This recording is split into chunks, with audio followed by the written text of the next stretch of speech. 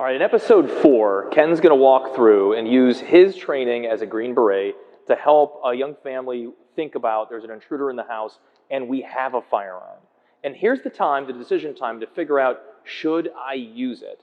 And he's going to talk through a little bit about what kind of firearms that you might have in the house and the right way to deploy that. Thinking about some basic thoughts around firearms and my target, what's behind my target, and what are all the angles that I need to or not walk through my home. How am I diligent about making sure that I'm safe?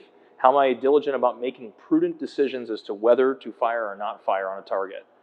This is a great one. If you have a firearm in your house, you have to listen to this one.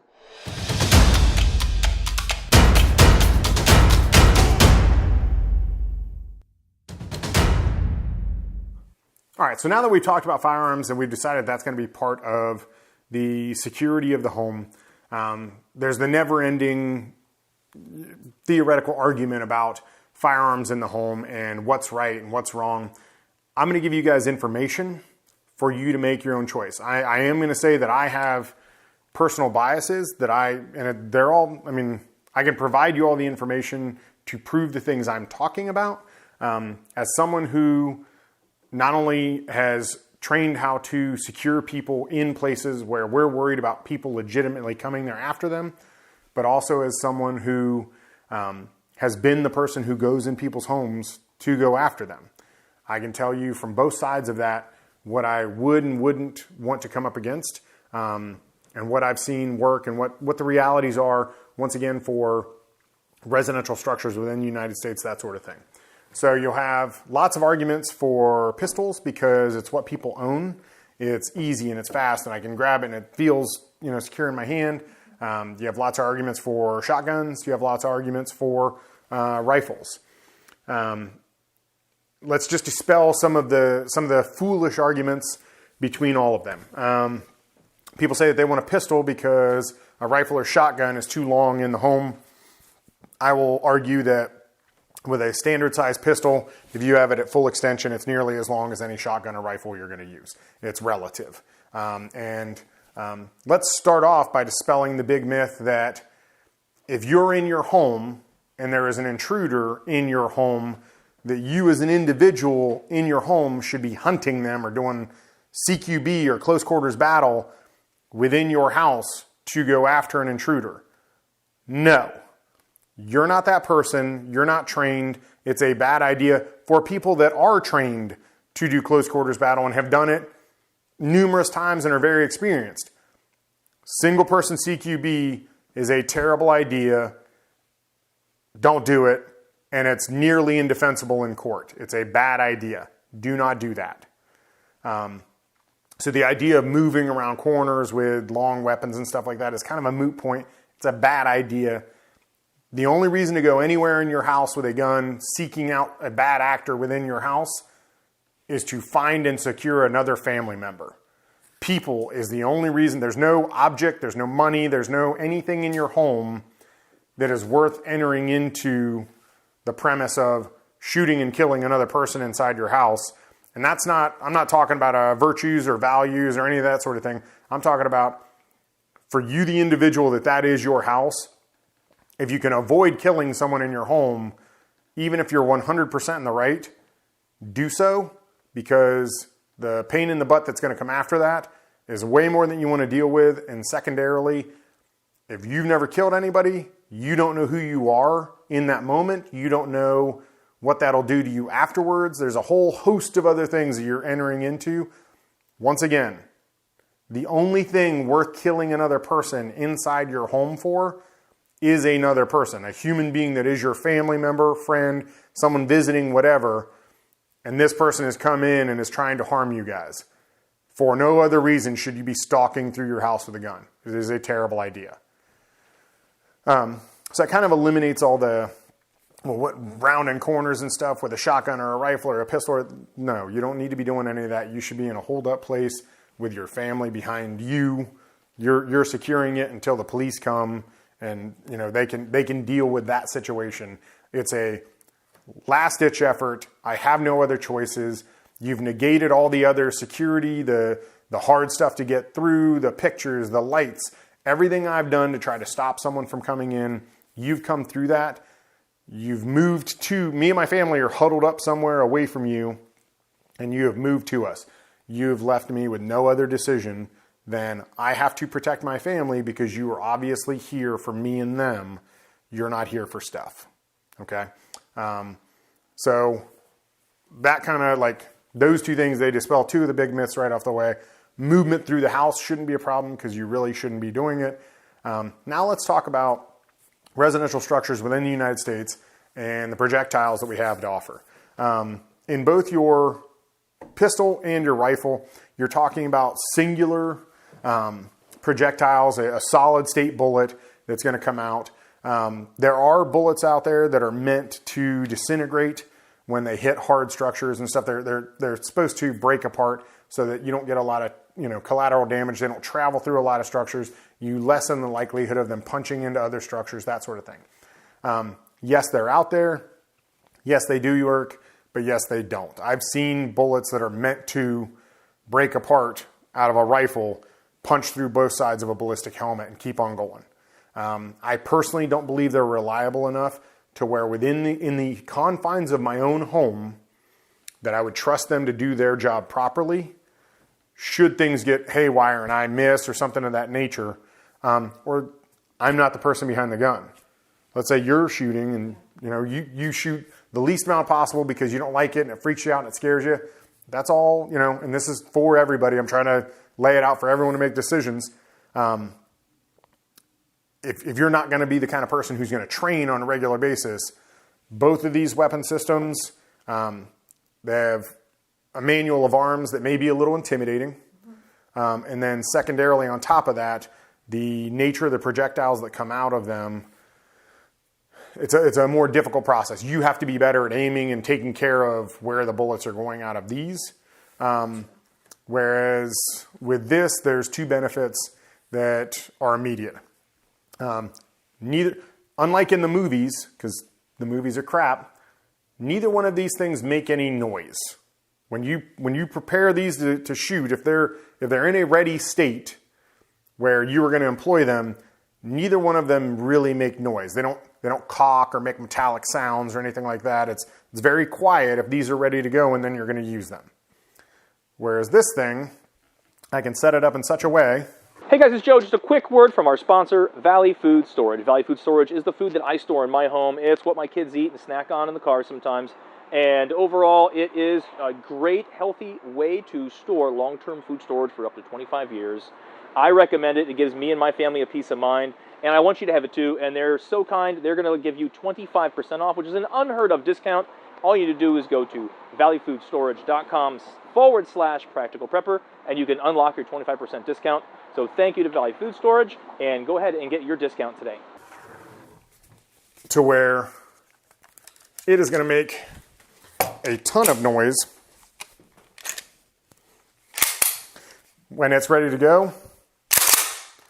If you're anywhere in this house and you hear that, and you're a bad actor, you're going to leave. That on top of, I have a gun, I'll protect my family, I've called the police, and then they hear that large metallic sound, you'll hear people make the argument that, well, you're giving away your position. Hell yeah, I'm giving away my position. I'm going to be screaming at you to get out of my house and that I've called the cops. Because I want the phone recording that I've told you to get out of my house and that I've called the cops. And that I'm telling them that you're getting closer and closer. And that I've told you I have a gun and you're still coming. I want to establish, before the worst case scenario ever happens, that your actions led to my mindset. I protected my family with deadly force within my home because everything you did to get to me, you went through the lights, you went through the locks, you went through the alarm, you went through the security, you went through me screaming at you that I had a gun, had called the cops, get out of the house, and still kept coming. I am left with no other decision than you were here to hurt me and mine. Before it ever happens, you're establishing your innocence and your mind state based on the information you were being given at the time. Okay?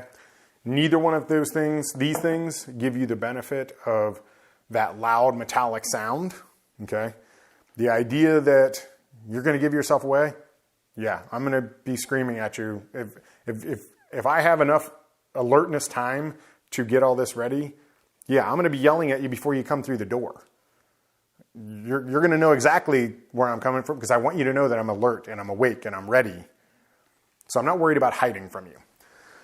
Here's the other benefit of a shotgun is that, and it is not well, this thing's a street sweeper. You just aim it in the general direction. You hear that kind of stupidness all the time. That's not true.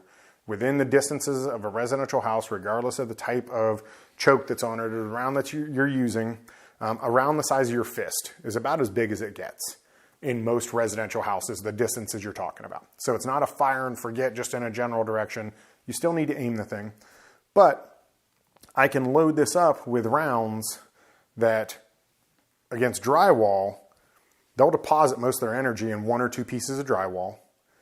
But once again, in residential distances, they will have a devastating effect on a human being. And it doesn't really, at that point, it doesn't really matter where you do hit. You're going to do enough damage that, if you don't stop them instantaneously with the effect of the round and it ends the situation, the aggression, you're going to injure them enough to where they're going to think about going somewhere else and doing something else.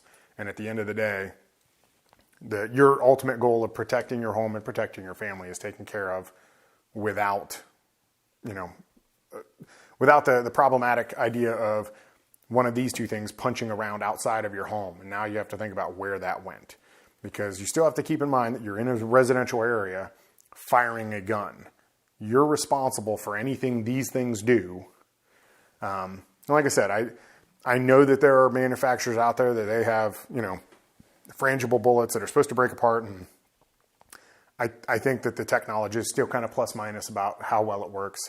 This comes out of the gun doing already what these are supposed to do.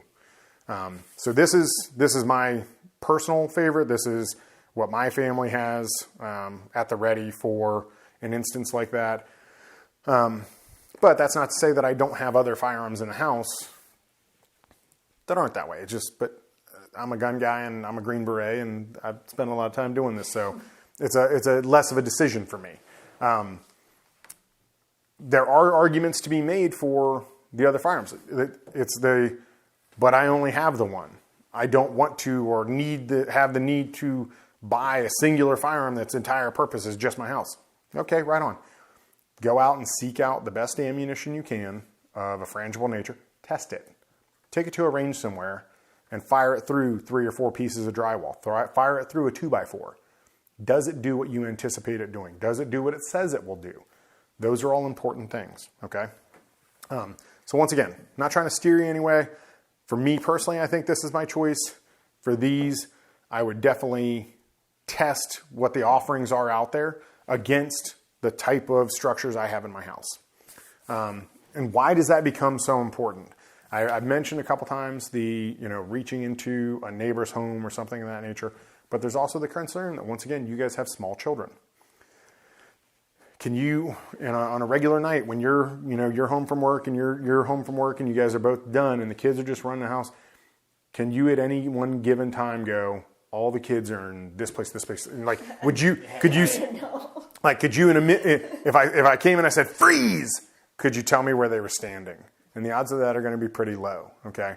The benefit of something like this is that it's not going to penetrate through your house into other rooms regardless of where other people are at, as long as you're using the correct ammunition for it. It's going to dump all of its energy in the first thing it hits. Worst case scenario, if it's going to go through that, it's not going to travel with a lot more energy into anything else, so any damage would be the least amount possible. Whereas we can't say that for these. Once again, the added benefit of the loud mechanical sound that anyone that's worth their salt knows what that sound means, okay? I'm a nightmare in the house. I'm one of those people, I'm the last person on the planet you want coming in your home looking for you. I've spent a lifetime in the military doing that. If I walked in someone's house with bad intentions and I heard a shotgun rack, I'd pause. I'd stop and I'd think about it. I'd be like, ooh, okay. Just like,